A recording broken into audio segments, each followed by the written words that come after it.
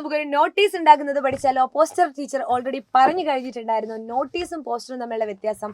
Notice detail ആയിട്ട് വേണം, പോസ്റ്ററിൽ ചെറിയൊരു കാര്യം അല്ലേ, ചെറിയൊരു കാര്യം എന്ന് പറഞ്ഞാൽ ഏറ്റവും പ്രധാനപ്പെട്ട കാര്യം ഉൾക്കൊള്ളിച്ചുകൊണ്ടുള്ളതാണ് പോസ്റ്റർ. എന്നാൽ ഡീറ്റെയിൽ ആയിട്ട് നമ്മൾ ഉൾപ്പെടുത്തുന്നത് അത് നോട്ടീസിലാണ്. നമ്മൾ പഠിക്കുന്നുണ്ട് സുഗതകുമാരിയുടെ ലേഖനം അല്ലെ, ഭൂമിക്ക് വേണ്ടി ഒരു ലാവണ്യ ദൃശ്യോത്സവം.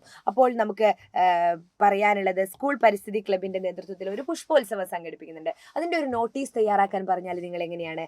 ആദ്യം എല്ലാവരെയും ക്ഷണിച്ചുകൊണ്ടുള്ള ഒരു ക്ഷണക്കത്ത് പോലെയാണ് ആദ്യത്തെ പേജിൽ വേണ്ടത്. പ്രിയപ്പെട്ട വിദ്യാർത്ഥികളെ, അധ്യാപകരെ, പരിസ്ഥിതി ക്ലബിന്റെ നേതൃത്വത്തിൽ നമ്മുടെ സ്കൂളിൽ ഒരു പുഷ്പമേള സംഘടിപ്പിക്കുന്നു. ഈ വരുന്ന സെപ്റ്റംബർ 20 ഡേറ്റ് നിർബന്ധം. സ്കൂൾ ഗ്രൗണ്ടിൽ തുടക്കമിടുന്ന പരിപാടി ഒരാഴ്ച നീണ്ടു നിൽക്കും. കണ്ണിനും മനസ്സിനും കുളിർമേകുന്ന ഈ മേളയിലേക്ക് എല്ലാവരെയും സ്വാഗതം ചെയ്യുന്നു എന്ന് പരിസ്ഥിതി ക്ലബ്ബ് കൺവീനർ, സ്കൂളിന്റെ പേര്.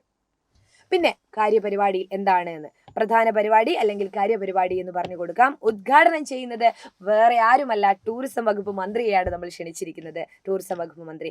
ആശംസകൾ ആരാണ്? ആ ജില്ലാ പഞ്ചായത്ത് പ്രസിഡന്റാണ്, ശ്രീമതി ഷീജയാണ്. ഞാനൊരു പേര് കൊടുത്തതാണ് കേട്ടോ. ശ്രീ അബ്ദുള്ള മാസ്റ്ററാണ് എന്താണ് ആശംസകൾ നൽകുന്നതിൽ മറ്റ് ഉള്ളത്. സ്കൂൾ പ്രധാന അധ്യാപകനാണ്. അതുപോലെ മുനീർ മാസ്റ്റർ ഉണ്ട്, ശ്രീമതി ആതിരയുണ്ട്, PTA പ്രസിഡന്റ് ആണ്. നന്ദി പറയുന്നത് ഏതെങ്കിലും ഒരു ടീച്ചറുടെ പേര്, ഷിൽന ടീച്ചറുടെ പേരാണ് ഞാൻ നൽകിയിട്ടുള്ളത്. അപ്പോൾ നോട്ടീസും പോസ്റ്ററും തമ്മിലുള്ള വ്യത്യാസം, നോട്ടീസ് വിശദമായിട്ടാണ്, പോസ്റ്റർ വളരെ ചുരുങ്ങിയ കാര്യങ്ങളാണ്, പക്ഷേ എല്ലാ കാര്യങ്ങളും അതിലും ഉൾക്കൊള്ളിക്കേണ്ടതായിട്ടുണ്ട്. അപ്പോൾ കൂടുതൽ കാര്യങ്ങൾക്ക് നിങ്ങൾ ലൈവ് ക്ലാസ്സുകൾ കാണുക. ബൈ.